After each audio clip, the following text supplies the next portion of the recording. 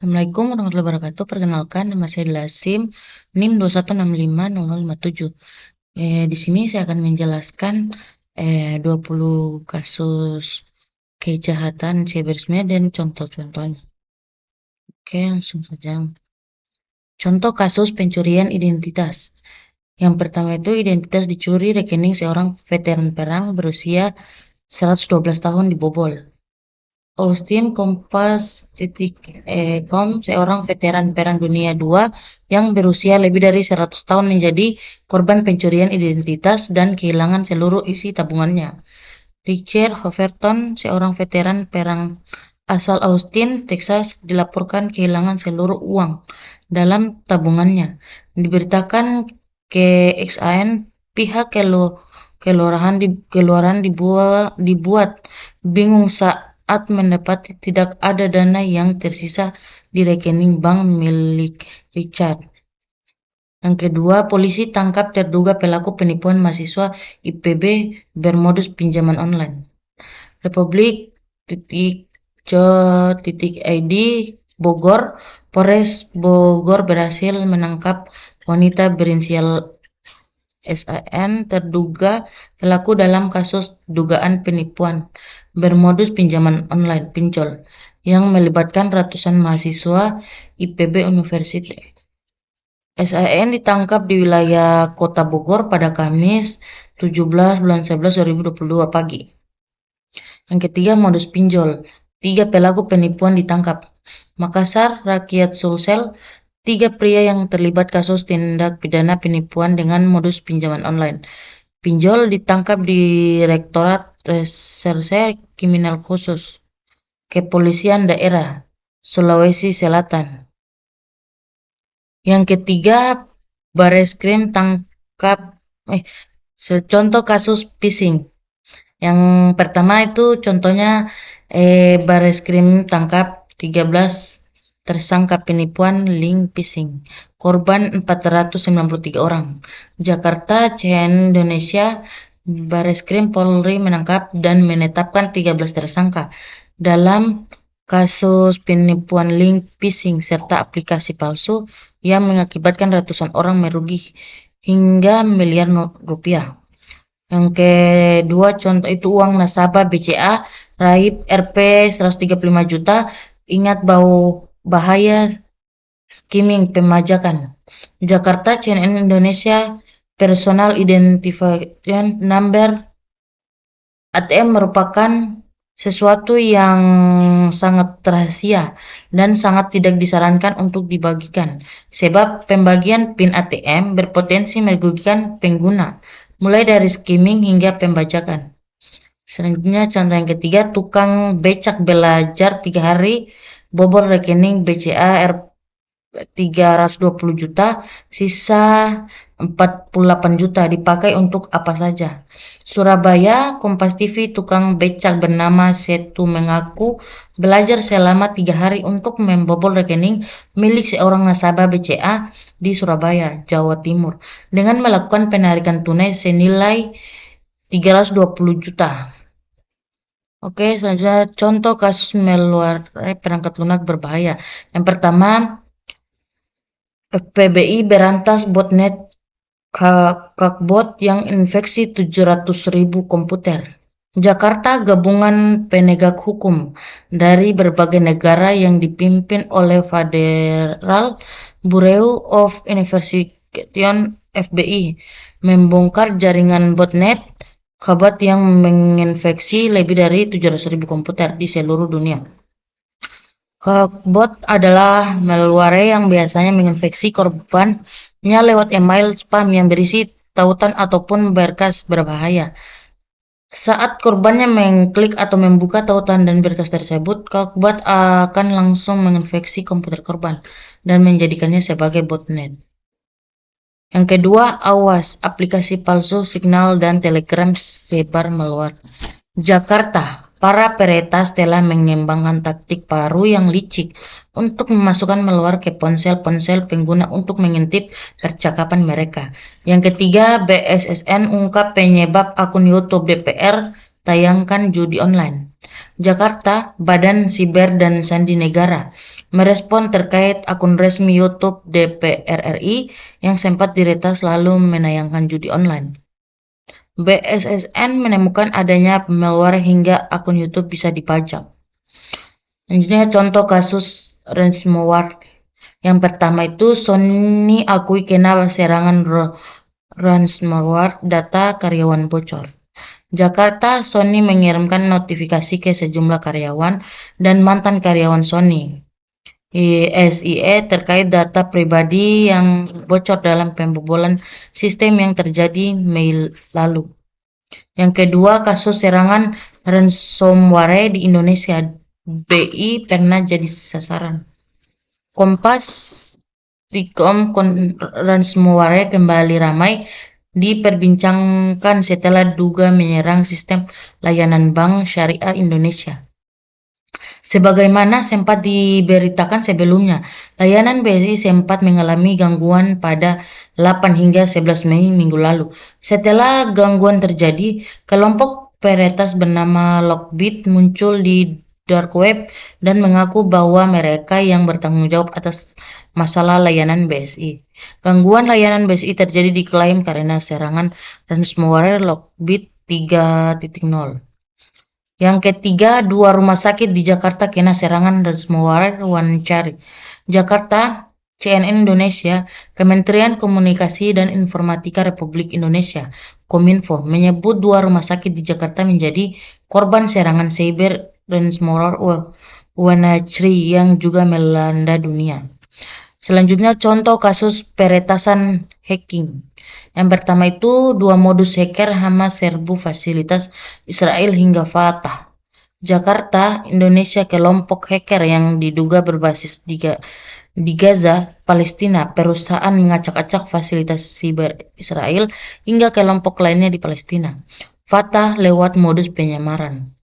Yang kedua, polisi tangkap hacker asal Jogja yang retas server perusahaan HS. Jakarta, polisi menangkap seorang pria berinisial BBA 21 tahun karena meretas server perusahaan di Amerika Serikat. Tersangka ditangkap di Sleman, Daerah Istimewa Yogyakarta pada Jumat 18 bulan 10. Yang ketiga, 3 hacker Surabaya Black Hat yang ditangkap masih mahasiswa.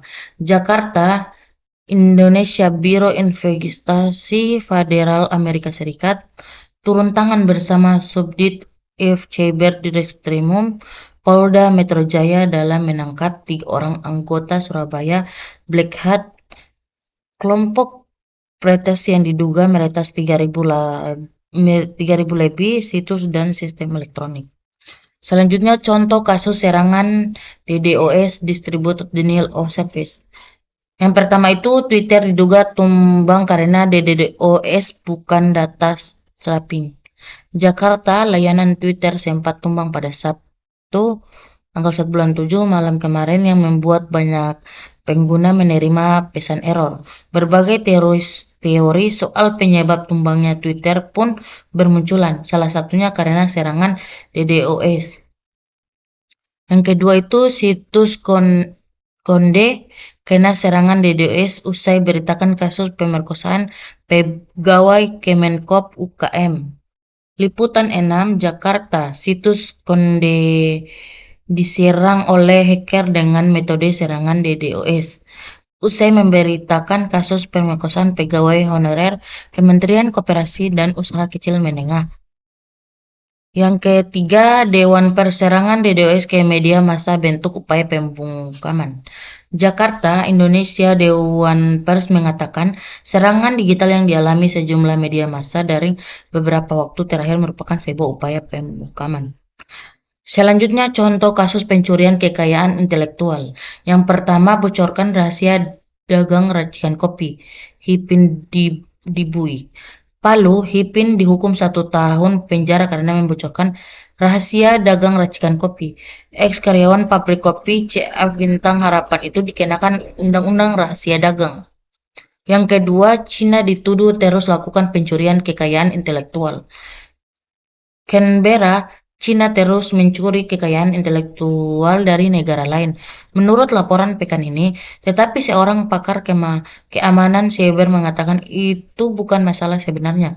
Sebuah laporan yang dirilis minggu ini oleh Australian Strategies Policy Institute mengatakan bahwa Cina jelas atau mungkin melanggar perjanjian bilateral spionase siber. Yang ketiga, BT menggugat Google karena mencuri hak paten. Perusahaan telekomunikasi Inggris BT menggugat Google di Amerika Serikat karena dianggap telah mencuri 6 paten miliknya. Selanjutnya, contoh kasus pemalsuan. Yang pertama, 3 tersangka kasus pemalsuan identitas PPDB Kota Bogor ditangkap. Polres Bogor Kota menangkap 3 pelaku dalam kasus kecurangan penerimaan peserta didik baru di Kota Bogor. Ketiganya ditangkap terkait dugaan pemalsuan identitas kartu keluarga. Sudah kita tangkap 3 pelaku, ungkap Kapolresta Bogor Kota Kombes Pol Bismo Teguh Prakoso kepada wartawan. Yang kedua, Polres Tanjung Priok bongkar kasus pemalsuan dokumen KTP dan ijazah. Republik Jakarta. Polres Pelabuhan Tanjung Priok membongkar kasus pemalsuan dokumen di media sosial. Pengungkapan kasus ini bermula dari patroli cyber dan menemukan akun Facebook yang menawarkan dan melayani pembuat dokumen surat-surat diduga palsu. Yang ketiga, kompletan pemalsu dokumen kerja ke luar negeri dibekuk di Malang. Komplotan pemalsu dokumen kerja ke luar negeri ditangkap polisi. Dari penangkapan ini, 4 orang ditetapkan sebagai tersangka. Kasih Humas Polres Malang, Ibtu Ahmad Taufik mengatakan keempat pelaku masing-masing berinisial TM 35 tahun, SA 33 tahun, LS 41 dan KH 40 tahun. Semua pelaku adalah warga Pegelaran, Kabupaten Malang.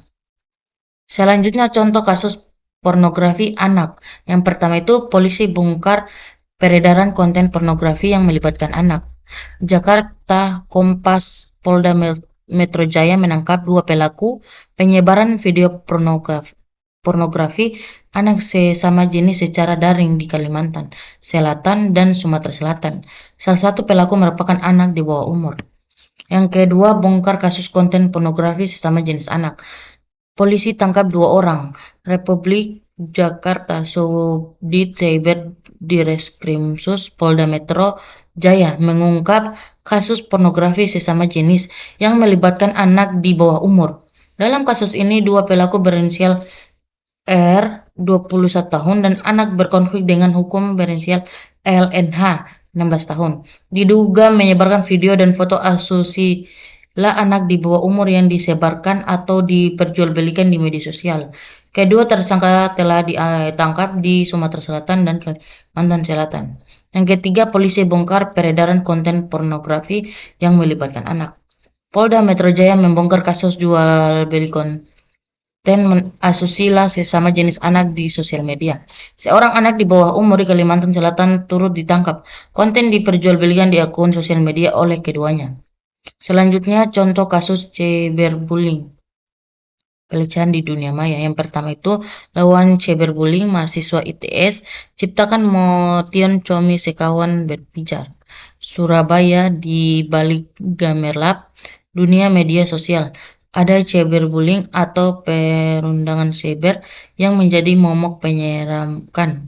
Untuk melawan hal ini, mahasiswa Institut Teknologi 10 November menggagas sebuah motion komik bertajuk Sekawan berpijar. Yang kedua, perundungan daring picu korban jiwa. Perempuan muda di Cina bunuh diri setelah dirundung warganet. 6 bulan setelah membagikan fotonya untuk merayakan keberhasilannya masuk sekolah pasca sarjana bersama kakeknya yang berbaring di tempat tidur, Zheng Linghua meninggal dunia. Dalam foto yang diunggah ke media sosial Cina, Xiao Hongsu, perempuan berusia 23 tahun dengan rambut merah muda ini tampak bersemangat. Yang ketiga, pelaku bullying anak di Tasikmalaya. Terpapar konten pornografi, korban alami perundungan berat dan kompleks. Kasus perundungan yang dialami anak berinisial FH berusia 11 tahun di Singaparna, Tasikmalaya, Jawa Barat. Menurut Komisi Perlindungan Anak Indonesia, tergolong berat dan kompleks lantaran korban mengalami kekerasan secara fisik, seksual, dan psikologis.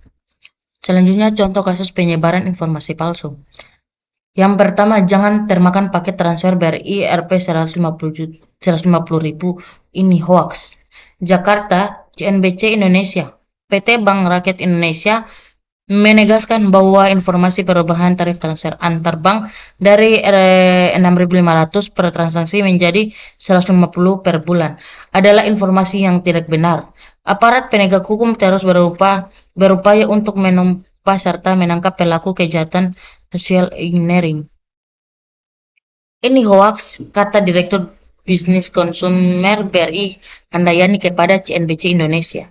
Yang kedua, YouTube hapus 130.000 video anti-vaksin dan hoax COVID. Jakarta, CNBC Indonesia. Layanan berbagi video dan media sosial YouTube semakin gencar memblokir semua konten anti-vaksin dan informasi palsu atau hoax mengenai vaksin COVID-19. Sejauh ini platform berbasis di California, Amerika Serikat ini mengatakan telah menghapus lebih dari 130.000 video sejak tahun lalu karena melanggar kebijakan vaksin COVID-19. Yang ketiga, tersangka hoaks Undang-Undang Cipta Kerja terancam 10 tahun penjara. Jakarta, CNBC Indonesia. Kepolisian Negara Republik Indonesia menangkap penyebar hoaks terkait Omnibus Law Undang-Undang Cipta Kerja. Pelaku yang memiliki akun Twitter Fidelie berinisial FD dan berumur 30 tahun. Ia merupakan warga Makassar, Sulawesi Selatan. Selanjutnya, contoh kasus peretasan email. Yang pertama, mantan eksekutif KOI jadi korban pemerasan dengan modus retas akun Instagram. Jakarta, Kompas. Polisi membenarkan mantan anggota Komite Eksekutif Komite Olimpiade Indonesia, Teguh Arlan Perkasa Lukman menjadi korban pemerasan dalam modus retas akun Instagram. Betul, korban petinggi KOI, ujar Direktur Reserse Kriminal Khusus pada Metro Jaya Kombes Ade Safri Simanjuntak saat dikonfirmasi Senin. Yang kedua, nasabah bank di Semarang kaget tiba-tiba ada tagihan pajak 3 miliar. Ternyata datanya disalahgunakan. Semarang, Kompas. 2 ex-karyawan bank di kota Semarang, Jawa Tengah, berinisial SAN dan DY, menjadi tersangka karena menyalahgunakan data nasabah. Direktur Reserse Kriminal Khusus Polda Jateng, Komisaris Besar Polisi Dwi Subagio mengatakan, data nasabah itu digunakan pelaku untuk membuka rekening dan mesin elektronik data catur dan diberikan kepada tersangka lain, SL dan YS. Yang ketiga, waspada phishing, penipuan berkedok kurir paket kirim foto via WhatsApp. Jakarta, Kompas TV. Beberapa waktu lalu viral unggahan warganet tentang penipuan phishing yang bisa mengurus saldo tabungan korban dengan meretas data-data mobile banking korban. Oke, selanjutnya contoh kasus pengintaian. Yang pertama itu 2 pelaut Angkatan Laut AS ditangkap karena diduga menjadi mata-mata Tiongkok. 2 pelaut Angkatan Laut AS telah ditangkap atas tuduhan terkait dengan dugaan menjadi mata-mata Tiongkok. Jaksa Federal mengumumkan pada hari Kamis. Keduanya dituduh memberikan informasi pertahanan nasional kepada pejabat intelijen Tiongkok dengan imbalan pembayaran tunai, meskipun kasus mereka berbeda. Yang kedua, ini teknik hacker Israel buat mematai pejabat Indonesia. Jakarta, CNBC Indonesia. Sejumlah pejabat senior pemerintah dan militer Indonesia dilaporkan menjadi sasaran mata-mata lewat perangkat lunak yang dirancang perusahaan pengawasan Israel setahun lalu. Mengutip Reuters, mereka yang menjadi target antara lain Menteri Koordinator Bidang Perekonomian Erlangga Hartarto, pejabat militer senior, 2 diplomat regional, dan para penasihat bidang pertahanan dan luar negeri Indonesia. Yang ketiga, Aji minta pemerintah transparan soal dugaan penggunaan alat spionase Israel untuk kepentingan politik. Aliansi Jurnalis Independen Indonesia pada Senin mendesak pemerintah untuk transparan terkait dugaan penyelenggara negara menggunakan peralatan penyedap dari Israel untuk kepentingan politik partisan, seperti diungkap Konsorsium Media Indonesia Lex. Selanjutnya, contoh kasus penggelapan. Yang pertama, Menibank mengatakan ancaman kelompok ransomware untuk merilis informasi pelanggan adalah perkembangan yang menyedihkan. Sebuah kelompok ransomware mengancam akan merilis data pelanggan Medibank karena perusahaan asuransi kesehatan terbesar di Australia menghadapi kemungkinan gugatan kelompok setelah data 9,7 juta pelanggan saat ini dan mantan pelanggan diretas yang oleh perusahaan asuransi kesehatan digambarkan sebagai perkembangan yang menyedihkan. Yang kedua, polisi bongkar peredaran konten pornografi yang melibatkan anak. Polda Metro Jaya menangkap 2 pelaku penyebaran video pornografi anak sesama jenis secara daring di Kalimantan Selatan dan Sumatera Selatan. Salah satu pelaku merupakan anak di bawah umur. Contoh kasus kejahatan keuangan online. Jakarta, CNBC Indonesia, kejahatan keuangan kini semakin marak melalui dunia maya. Tak jarang kejahatan ini dilakukan oleh sosok berpengaruh atau bisa disebut influencer media sosial. Hal tersebut membuat otoritas jasa keuangan mengupayakan suatu regulasi yang mengatur aktivitas promosi usaha jasa keuangan oleh influencer Indonesia. Sejumlah diskusi dan studi banding pun dilakukan untuk menyusun regulasi ini. Yang kedua, kasus kejahatan cyber merasakan di Banyumas modus phishing terbanyak. Republik Purwokerto, Satuan Reserse Kriminal, Kepolisian Resor Kota Banyumas menerima 46 laporan kasus kejahatan cyber dari warga Kabupaten Banyumas, Jawa Tengah dalam 1 bulan. Laporan kasus tidak setiap hari ada dan untuk jumlahnya dari 21 Juni hingga 15 Juli 2023 sekitar 46 kasus. Kata Kepala Satreskrim Polresta Banyumas, Komisaris Polisi Agus Supriyadi Suswanto di Purwokerto. Yang ketiga, SWI kasus mahasiswa IPB modus penipuan penjualan toko online. Satgas Waspada Investasi mengungkap bahwa kejadian yang menjerat mahasiswa IPB dan masyarakat sekitar kampus merupakan modus penipuan yang dilakukan dengan kedok menawarkan kerja sama usaha penjual online di toko online milik pelaku dengan komisi 10% per transaksi. Selanjutnya, contoh kasus pelanggaran privasi. Yang pertama, wanita ini didenda 3,4 juta karena menyadap ponsel pacar. Jakarta, CNBC baru-baru ini pengadilan Korea Selatan menetapkan seorang wanita berusia 30 tahun bersalah karena melanggar privasi pacarnya. Ia didakwa karena meretas ponsel kekasihnya tanpa persetujuan untuk mencari video dan informasi kontak mantan sang pacar. Yang kedua, Google digugat 71 triliun atas tuduhan langgar privasi. Jakarta, CNN Indonesia, Google menghadapi gugatan kelas action atas tuduhan melanggar privasi orang dan melacak penggunaan internet bahkan ketika browser diatur ke metode pribadi atau incognito. Yang ketiga, TikTok didenda 5,6 triliun buntut kasus pelanggaran privasi anak. Kompas, TikTok dijatuhi hukuman berupa denda sebesar 345 juta euro atau setara 5,6 triliun. Hukuman ini diberikan oleh Komisi Perlindungan Data Irlandia pada 15 September 2023. Selanjutnya, contoh kasus pencurian akses. Yang pertama, kasus DR Richard Leves Kartika Putri, akses ilegal terhadap barang bukti digital.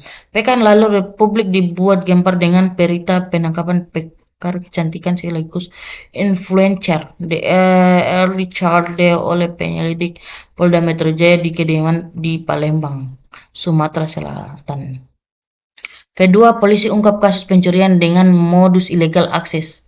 JPNN Jakarta Direktorat Reserse Kriminal Khusus Polda Metro Jaya berhasil mengungkap kasus pencurian barang elektronik bermodus ilegal akses terhadap perusahaan jasa ekspedisi. Dalam kasus yang mengakibatkan kerugian mencapai $33,7,4 juta itu polisi berhasil menangkap pelaku berinisial RFP alias A, 20 tahun. Yang ketiga, siasat licik mandor otaki komplotan bandit pencuri seret tiang internet. Bangka seorang koordinator lapangan Korlap, perusahaan atau bandor mengotaki bandit-bandit pencuri tiang akses internet di Bangka Belitung. Berkat sang mandor, komplotan ini berhasil mencuri 102 tiang akses internet milik perusahaan. Selanjutnya contoh kasus kejahatan seksual. Yang pertama, kenal di media sosial, siswa SMP jadi korban pelecehan seksual. Bengkulu, Kompas, Polres Lebong, Bengkulu meringkus YM 18 tahun karena melakukan tindakan asusila pada seorang siswi SMP yang dikenalnya lewat media sosial, Messenger Facebook.